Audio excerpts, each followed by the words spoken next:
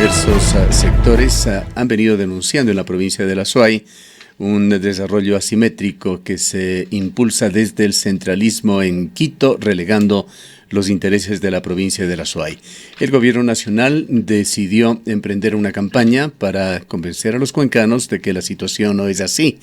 Y durante el fin de semana, en los dos diarios de la localidad, El Mercurio y El Tiempo, se publicó un espacio pagado, contratado, La Verdad de Azuay. Azuay recibió en 2019 824 millones de dólares.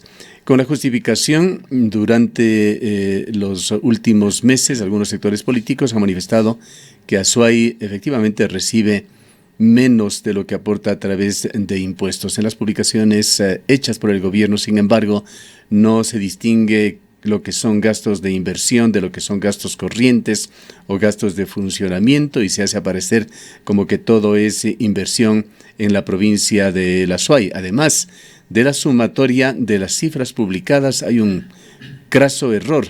194 millones de dólares no son sumados, pues para ayudar a la cifra que precisamente presenta el oficialismo, se debía haber sumado bien y la cifra hubiese sido de 1.018 millones, no 824 millones. Todo esto deja dudas sobre la solidez de estas cifras, que también son publicitadas a través de anuncios radiales como el que vamos a escuchar. Azuay es cultura, es naturaleza, pero sobre todo es progreso. Durante el 2019, el Gobierno Nacional invirtió 824.112.413 dólares para el desarrollo social y económico de la provincia. Además, celebramos el bicentenario de la independencia de Cuenca, con más y mejores proyectos para todos. ¡Que viva Azuay! Toda una vida. El gobierno de todos. Esta es la campaña emprendida por el gobierno en la provincia de La Suay. Saludamos nuevamente al sociólogo Marcos Alamea, docente universitario. Vamos a hablar sobre la compleja situación del país, pero iniciemos por lo local. Lamentablemente ha suspendido su visita el vicepresidente Otto Sonnenholster. Decimos lamentablemente, pues siempre se presenta en estas ocasiones, estas visitas, la oportunidad de cuestionar temas como los que hemos expuesto en la introducción de este diálogo. Las asignaciones que el gobierno hace para la provincia de La Suay, ahora en el marco de una profunda crisis fiscal. Bienvenido, sociólogo Alamea. Buenos días, Gustavo. Muchas gracias y un saludo a las y los oyentes de Ondas Azuayas y Antena 1. Bueno, respecto a este tema, acabamos de escuchar un spot publicitario al más puro estilo del estado de propaganda del correísmo. Es decir, sustancialmente, pues, estas campañas publicitarias que hablan de las supuestas bondades del régimen de turno no han cambiado. Y es también una forma de dispendio de los recursos públicos. Ahora que se habla de la necesidad de la austeridad, de la crisis fiscal, del déficit presupuestario, etcétera, se sigue alegremente, pues, a través de distintos medios de comunicación, propagandizando las supuestas obras que realizaría el gobierno a nivel del país, y específicamente en este caso, pues, en Cuenca. A esto se adiciona también los eventos casi, digamos, con una especie de shows que montan a todo lugar donde van. En muchas ocasiones presididos estos eventos por el vicepresidente de la República, para también hacer propaganda de lo que serían las bondades de la gestión del régimen. Todo eso implica gastos. Entonces, no se está realmente generando un régimen de austeridad por parte del gobierno, puertas adentro. Y por otro lado, también se está utilizando, pues, un discurso bastante engañoso respecto a las cifras, como usted acabó de señalar bien. Se hace relación a que se está invirtiendo a favor de una provincia y se incorpora en eso, pues, gastos que son, como usted señaló también, gastos corrientes que realiza el gobierno central en todo el ámbito territorial del país, en todas las provincias, en todos los cantones. Sí, para dar un ejemplo, en estas macrocifras se incluye incluso montos de la función judicial por administración de justicia, 7 millones de dólares como una inversión en el Azuay. Imagínese usted, por ejemplo, el spot, acabamos de decirlo, dice de 824 millones en desarrollo económico y social.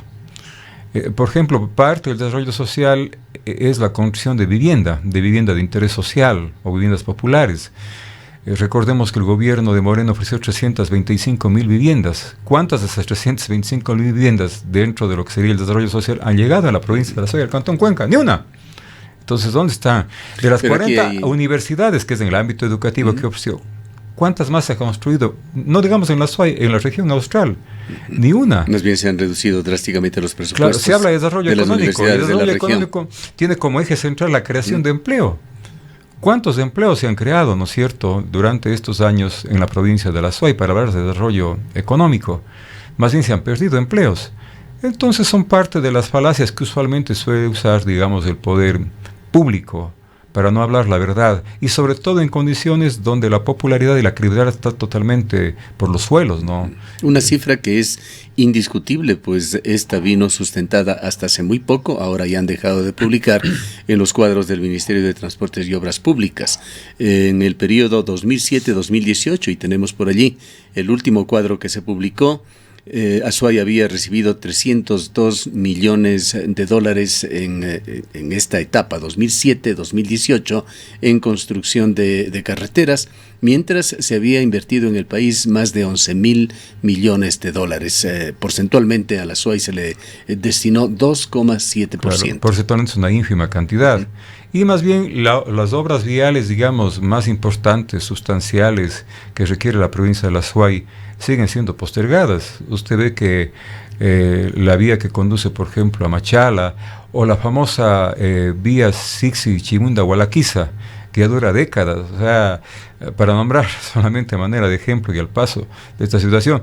Y no hablemos del resto de la vía que nos conduce hacia el norte del país. La vía que va al oriente, que usted acaba de señalarla como un gran logro, se hablaba desde el Ministerio de Transportes y Obras Públicas, que ya se abre por 5 horas diarias. Esa es la situación, el gran logro, el reflejo de la vialidad en la provincia. Claro, realmente eso también es parte, yo diría, de la presencia de un gobierno que acusa de una gran mediocridad en cuanto a su gestión, a su labor.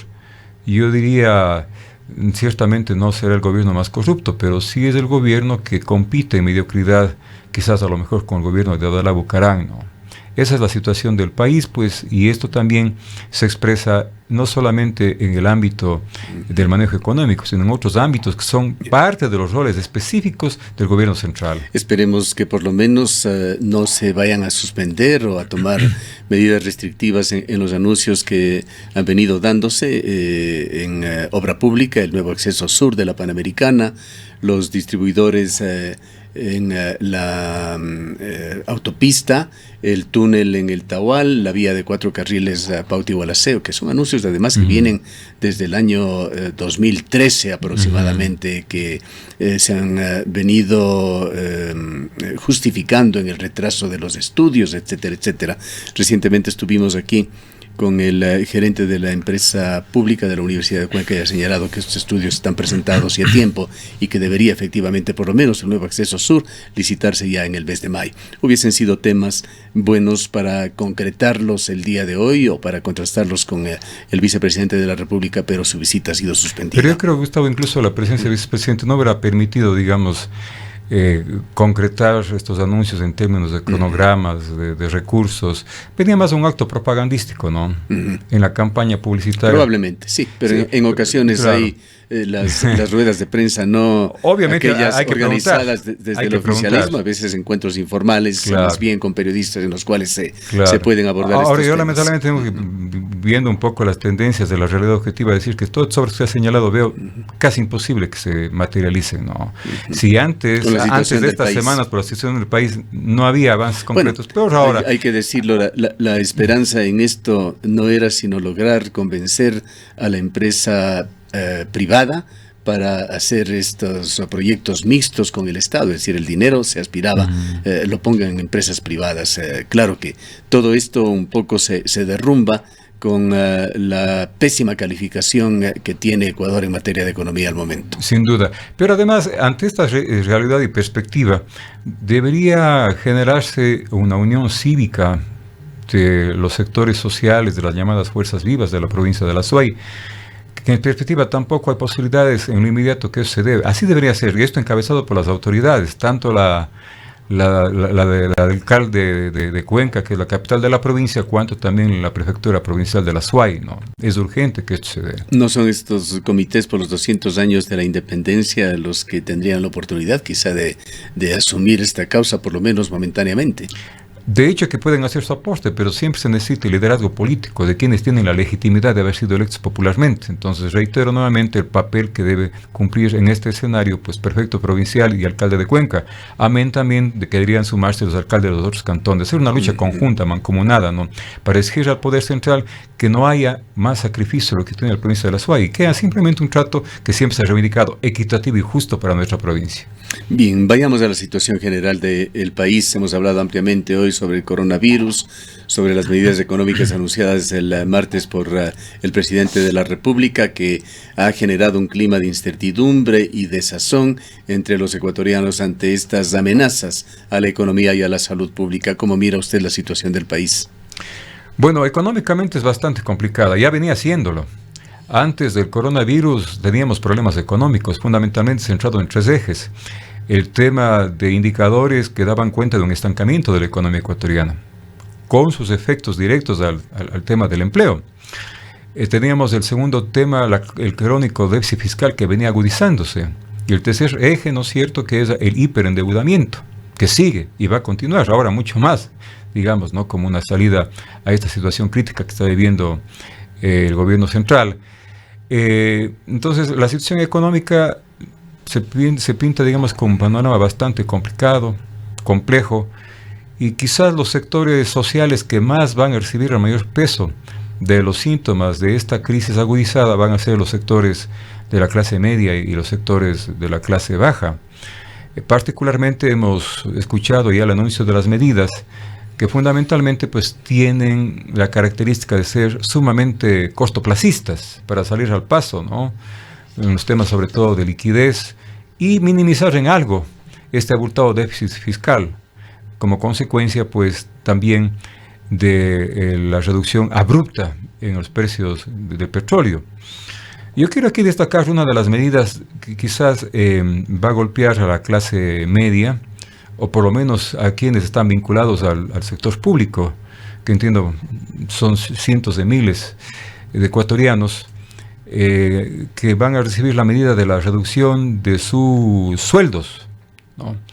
Se habla de un 4% para quienes ganan entre 800 y 1.500 mensuales, y de 1.500 en adelante el 8%. Un ejemplo sencillo, por ejemplo, un profesor universitario que recién entra a la universidad como profesor auxiliar, que entiendo está por el orden de $2.500. Eso implicaría que recibirá $200 menos, se le quita de su sueldo, es decir, se le saca del bolsillo. Esto es algo totalmente ilegal, inconstitucional, arbitrario, y claro, se utiliza el eufemismo de la contribución. Una contribución per se es voluntaria. Lo otro responde a un acto coactivo, una imposición, a una obligación. Y esto es un asunto realmente que el gobierno ha tomado y que golpea, repito, a la clase media, podemos decir así, y si la clase media baja. Un vehículo que cueste más de $20,000 va a tener que hacer otras contribuciones. Claro, pero yo diría, por ejemplo, a ver, si este profesor tiene un vehículo que pasa los $20,000, tiene que ser una erogación de $1,000 por una sola vez. Pero si usted, estamos señalando aquí 200 mensuales a quien gana 2.500, ¿no es cierto? Si se está anunciando por un año son 2.400. Es decir, va a pagar más del doble, ¿no?, de lo que pagaría solamente por el auto. De tal manera que una medida mucho más lesiva a la economía de estos sectores, el presidente de la República mal llamada contribución. Justifica esto, dice, es mejor pedir esta contribución a quienes hacemos del sector público que tener que despedir a mucha gente. Yo creo que este es otra vez parte de ese discurso, digamos, muy propio del poder, mentiroso, engañoso. A ver, si es que tiene que despedir gente, se supone que es por la necesidad de despedirlo, porque mejor dicho al revés, no son necesarios esos puestos. Es verdad. O sea, usted no puede... en esto hay consenso de que Ecuador tiene un Estado obeso, y eso no ha cambiado. Es exactamente. Entonces, si es que hay que hacer una reducción del tamaño del Estado es porque efectivamente se justifica. ¿A quiénes van a sacar? A los que no son necesarios. Entonces él está sacrificando, ¿no es cierto?, y quitando del bolsillo parte del sueldo de los empleados públicos para mantener ese Estado obeso, lo cual es una barbaridad. A no ser que usted está diciendo, si no hacemos eso, vamos a sacar a los profesores o a los médicos que trabajan en los hospitales públicos. Sería bueno de eso nos está hablando. Reducir, por ejemplo, a través de los mecanismos que sean pertinentes, el número de asambleístas de 137 a 70, claro, o algo que estarían más acorde con el tamaño y las posibilidades del país. Claro, pero eso, digamos, podrían decir, a lo mejor eso supone una reforma legal y eso es a mediano plazo, bueno, demorar un poco más. Prácticamente todo supone una reforma legal o una aprobación, claro, por lo menos de la Pero bueno, el tema de la asamblea. De la reducción, ¿no es cierto?, de los sueldos a los empleados públicos de manera arbitraria, eso es un acto más bien que lo han tomado por la vía administrativa, ¿no? No necesita, digamos, una reforma legal. Lo que puede haber es una demanda de inconstitucionalidad, porque está atentando a un derecho. Es una suerte, digamos, de un acto confiscatorio, de expropiación de un bien privado. Poniéndonos, sociólogos Alamea, en la posición del gobierno, más allá de todos los errores históricos imperdonables que se han cometido, incluyendo este gobierno, ¿qué hacer en la circunstancia actual? Cuando Ecuador está incluso ya mencionado en importantes revistas financieras internacionales como con un alto riesgo de default, en otras palabras, de una quiebra como país. Bueno, usted señalaba algo sobre el tema de la reducción de asambleístas. Yo diría, bueno, eso no puede hacerse inmediatamente, pero no se está tocando los altos sueldos de la alta burocracia del Estado, ¿no es cierto? En los ministerios hay viceministros, hay asesores. Ayer algún economista nos decía es que se ha asentado y lo acepta ya como normal aquí en el Ecuador de que el sector público gane el doble de lo que se gana en el sector privado. Estas diferencias efectivamente se generaron en la etapa pasada del correísmo y se han mantenido, y hay realmente diferencias muy importantes hablando en promedios entre los dos sectores. Claro, pero sobre todo yo me refería, digamos, a la alta burocracia. Si es que hay altos burócratas, parte de la burocracia estatal, por ejemplo, que gana más de $5,000, de hecho que su ingreso ya es una clase media alta, ¿no?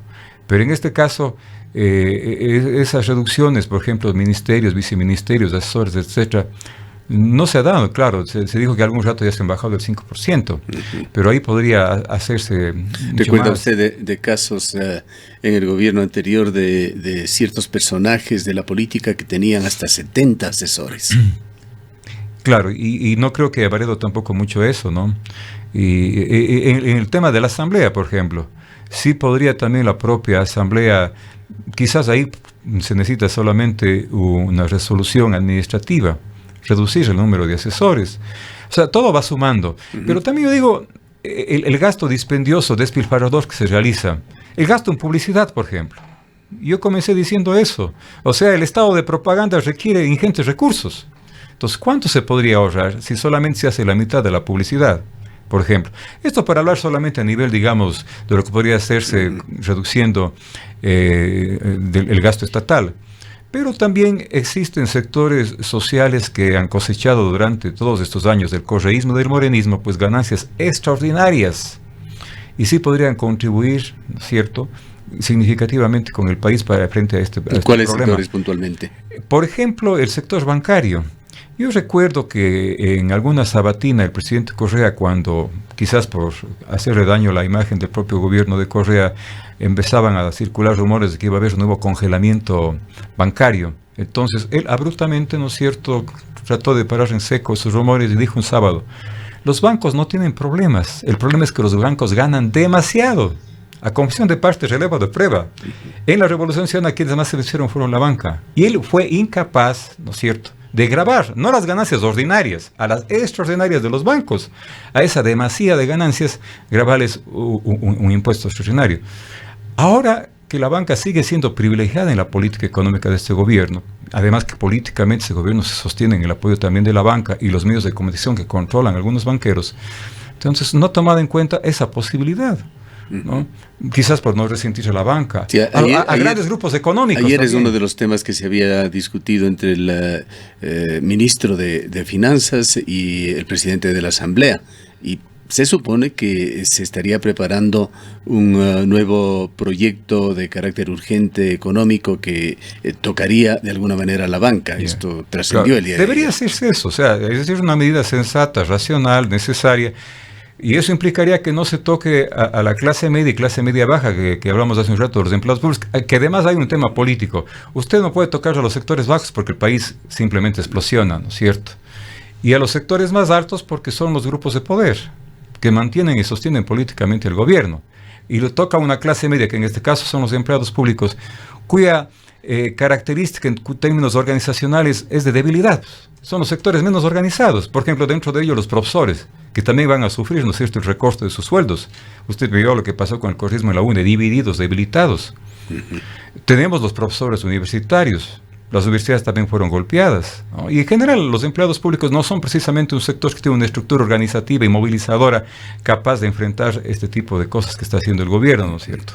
Ahora veamos un poco las reacciones internacionales reflejadas sobre todo en el riesgo país. Para quienes nos siguen en internet podemos ver el gráfico de evolución de riesgo país. En muy pocas semanas se multiplicó el riesgo país tras el anuncio del presidente Moreno. Ha subido un 12% más, es decir, un riesgo país imparable que se coloca en 3.245 puntos al momento. Pero hay que destacar, Gustavo, que antes de la baja del precio del petróleo, y el riesgo país estaba altísimo, antes del coronavirus, era un riesgo país que estaba altísimo.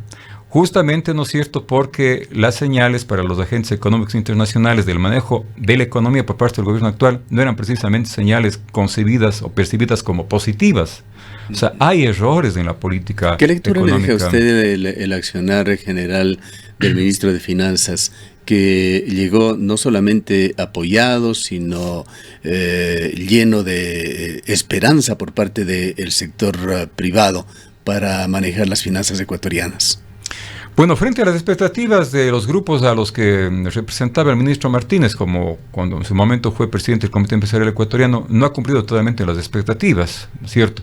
Porque claro, se quiere que en este país se implementen los ajustes neoliberales a rajatabla. Políticamente resulta bastante inviable, y ya lo que se pretendió hacer en octubre es un avance significativo en esa línea. No fue posible. Pero tampoco hay una conducción, digamos, para una política económica heterodoxa, que es lo que plantea otro grupo de economistas. Incluso hay dos exministros de Finanzas, como el primer ministro de Finanzas de Moreno, se me fue el nombre este rato, el economista, bueno, y la segunda, la María Elsa Viteri, que también estuvo unos meses de ministra de Economía. Yo pienso que escuchándoles es posible generar otro tipo de... ¿Qué es lo que señalan ellos? Bueno, lo que sucede es que hay que generar, dicen ellos, políticas anticíclicas que no supongan más bien constreñir la demanda. Porque usted sabe que si la producción no se dinamiza es porque no tiene usted un mercado también dinamizado. Recuerde que el tema del IVA, de elevación en 2 puntos, estuvo también en carpeta y al final dio pie atrás en esto. Claro, entiendo que el razonamiento es justamente para no contraer la demanda, pero también la reducción de los sueldos, ¿no?, a millones de empleados públicos, ahí están médicos, ahí están profesores. Entiendo que también estarán los militares, los policías, aunque ellos suelen siempre recibir un trato especial. Todo eso también va a contraer la demanda, y eso también va a agudizar, ¿no es cierto?, el esquema recesivo que se está viviendo en el país. Veamos otros dos aspectos, perdón. El uno es el grado de fortaleza o debilidad del gobierno de Lenín Moreno, conforme se lo quiera ver, y la otra parte, ¿qué es lo que podemos esperar los ecuatorianos con un análisis de tipo sociológico con todos estos problemas que estamos viviendo? Bueno, primero en términos, digamos, políticos, estamos ante un gobierno que yo algún rato lo dije, pues está gobernando por inercia, ¿no? Y ya no tiene usted ahí un programa de gobierno, pues no tiene objetivos políticos a cumplir. Simplemente lo que este gobierno a duras penas aspira es a como quiera tratar de tener estabilidad hasta el final de su mandato. No hay margen de maniobra política, no tiene una base política de apoyo, su legitimidad está en menos del 10%, y en el ciclo político de la economía va a ser difícil de que lleve adelante incluso la focalización de los subsidios, por lo menos en los términos que en algún momento se planteó. Será un pálido reflejo, si eso ocurre, de esta focalización, lo que ocurra en los próximos meses. Y por otro lado, en cuanto a la reacción ciudadana, ciertamente... Reacciones y efectos sobre la ciudadanía. Claro, el hecho de que el gobierno no haya tomado las medidas que alguien podía estar planteando o esperando hace que efectivamente pues los sectores ciudadanos no vayan a tener, digamos, motivos y motivaciones para una movilización social, más allá de los anuncios retóricos del FUD o de algunos líderes sociales, ¿no? No se han presentado medidas duras que golpeen al grueso de la población, sobre todo los sectores pobres. Y por otro lado, la propia atención, ¿no es cierto?, incluso muy propagandizada mediáticamente del coronavirus, hace que la gente tenga como foco de atención otro tipo de prioridades, ¿no? Esta epidemia, hoy calificada ya de pandemia, que ha llegado también al Ecuador, prácticamente es lo que va a concitar la atención en los próximos días y semanas del gran público ecuatoriano, y eso supone pues que políticamente favorece también al gobierno, ¿no?, para llevar adelante su gestión, incluso en términos de acciones y medidas como las que acabo de señalar, que pueden ser lesivas para algunos sectores sociales como el de la clase media y media baja. Bien, gracias por su presencia. Han escuchado al sociólogo Marcos Alamea, analista y docente universitario.